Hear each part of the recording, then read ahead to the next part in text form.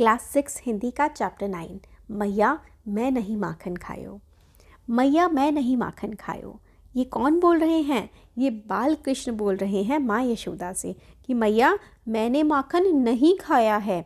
भोर भयो गैयन के पीछे, सुबह से ही मैं गैयन गायों के पीछे हूँ। मधुबन मोहि पठायो, सुबह होते ही आप मुझे गायों के पीछे मधुबन में भेज देती हैं। मधुबन मथुरा के पास यमुना के किनारे का एक वन। पठायो मतलब भेज देते हो, मोही मतलब मुझे। तो बालकृष्ण कह रहे हैं माँ यशोदा से कि भोर होते ही, सुबह होते ही आप मुझे गैयों के पीछे मधुबन में भेज देती हो। चार पहर बंसी बट भटकयो, सांझ परे घर आयो।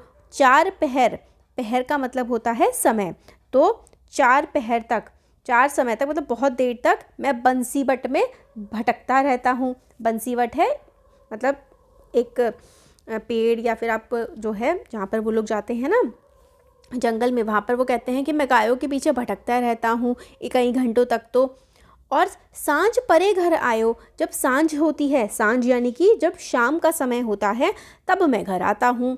मैं बालक बहियन को छोटे, मैं बालक हूँ, मेरे जो बाह हैं बहियन हैं, मेरे जो हाथ हैं वो छोटे छोटे हैं।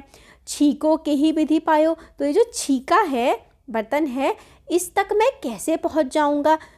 मैं छोटा सा हूँ, मेरे हाथ छोटे से हैं, बताओ मैं छीके तक किस तरीके से पहुँच जाऊँगा? ग्वाल बाल सब बैर परे हैं, बरबस मोही लपटायो। ये जो ग्वाल बाल है ना, मतलब अपने दोस्तों को कह रहे हैं ये सब मेरे से बैर रखते हैं, ये सब मेरे से शत्रुता, द्वेष, दुश्मनी रखते हैं। बरबस मोही लपटायो, बरबस मतलब ज़बरदस्ती इन्होंने जो मेरा मुख है ना वो लपटा दिया है, मतलब इन्होंने ज़बरदस्ती मेरे मुंह पर मक्खन लगा दिया है। तो इस तरीके की बातें जो हैं बालकृष्ण अपनी माँ से बना रहे हैं कि माँ बताओ मैं किस तरीके से छीके तक पहुँच जाऊँगा और कैसे मैं मक्खन निकाल लूँगा। पूरे सुबह होते ही आप मुझे भेज देते हो वन, शाम को मैं वहाँ से वापस आता हूँ, मैं मक्खन कैसे खा लूँगा? ये जो मेरे दोस्त हैं ना, ये मेरे दोस्त नहीं, ये मेरे दुश्मन हैं, इन्होंने ज़बरदस्ती मेरे मुँह पर मक्खन लगा दिया है और अब आप इनकी बातों में आकर के मुझ पर विश्वास नहीं कर रही हो। ऐसा कृष्ण अपनी माँ से कहते हैं। तू माता मन की अति भोरी, इनके कहे पति आयो। माता, अब आगे वो अपनी माँ को कह रहे हैं अरे मम्मा आप तो बहुत ही भोले हो, आप इतने भोले हो इसीलिए ना ये आपको ना बेवकूफ़ बनाने की कोशिश कर रहे हैं, मेरे खिलाफ आपको भड़का रहे हैं। तो अपनी माँ को कहते हैं कि माँ आप तो बहुत ही भोली हो और आप ना किसी की भी बातों पर विश्वास कर लेती हो। पति आयो का मतलब होता है विश्वास कर लेना, आप इनके कहीं पर विश्वास कर रही हो। जिए तेरे कछु बेथ उपजी है, जानी परायो जाओ। आपके मन में कोई भेद जो है वो आ गया है। जिए का मतलब होता है मन में, हृदय में आपके संदेह उत्पन्न हो गया है और जानी परायो जायो, ऐसा जान पड़ता है कि आपने ना मुझको पराया समझ लिया है। आप मेरे से माँ की तरह नहीं परायों की तरह बर्ताव कर रही हो। ऐसा लगता है कि आपके मन में ना कुछ गड़बड़ आ गई है इन लोगों के कहने की वजह से। ये ले अपनी लकुटी कमरिया, बहुत ही नाच नचायो। अब ये बोलते हैं कि आपने मुझे पराया समझ लिया है। ये ले अपनी लकुटी कमरिया, तो लकुटी मतलब होता है छड़ी, ठीक है, छड़ी, और कमरिया कंबल या फिर धोती के लिए बोलते हैं। बहुत ही नाच नचायो मतलब ये जो छड़ी है और ये जो कंबल है ना, इसकी वजह से मैं बहुत ही नाच नाचा हूँ। मैं इधर उधर छड़ी और कंबल लेकर के घूमता रहता हूँ गायों के पीछे। सूरदास तब बहिसी जसोदा, लह उर कंठ लगायो। अब ये सब बातें सुन करके, इतनी प्यारी प्यारी सी जो बातें कृष्ण कर रहे हैं, सूरदास जी कहते हैं, तब ये सब बातें सुन करके बहिसी हंस पड़ती हैं यशोदा, लय और कंठ लगायो, और उनको पकड़ करके अपने कंठ से यानी कि सीने से लगा लेती हैं, अपने हृदय से उनको लगा लेती हैं, गले से लगा लेती हैं। तो ऐसी ऐसी बातें जो हैं कृष्ण कहते हैं।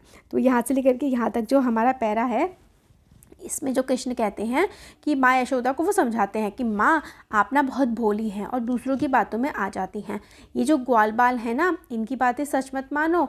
माता को वो उल्हाना देते हैं, कहते हैं कि ऐसा प्रतीत होता है कि तुम्हारे हृदय में मेरे प्रति कोई संदेह उत्पन्न हो गया है, इसलिए तुमने मुझे पराया समझ लिया है। ऐसा कहकर कृष्ण ये जताने का प्रयास करते हैं कि अगर माता आप मेरे को सच्चे मन से अपना बेटा मानती हैं तो आप मेरे पे माखन चोरी का संदेह ही नहीं कर सकती। दूसरों की बातों में माता आप क्यों आ रही हैं।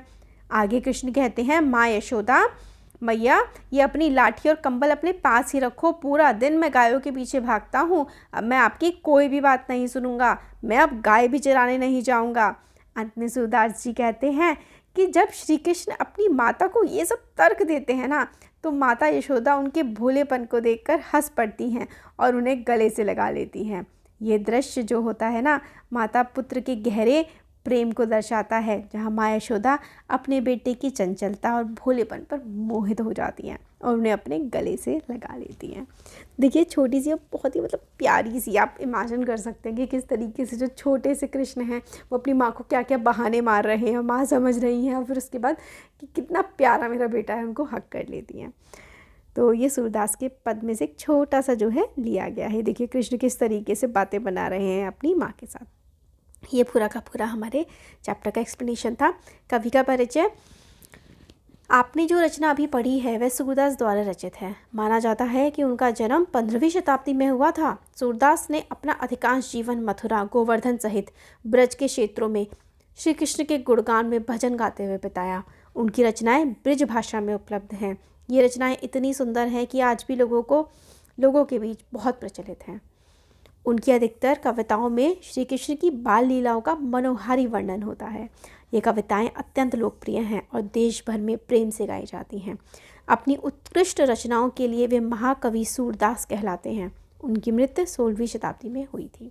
तो इन्होंने श्री कृष्ण के जो बाल रूप है ना, उनके बारे में बहुत सारी इन्होंने जो है क्रिएशंस की हैं। तो हो गया हमारा चैप्टर कंप्लीट। वीडियो पसंद आया तो लाइक शेयर सब्सक्राइब ज़रूर करें। Thank you.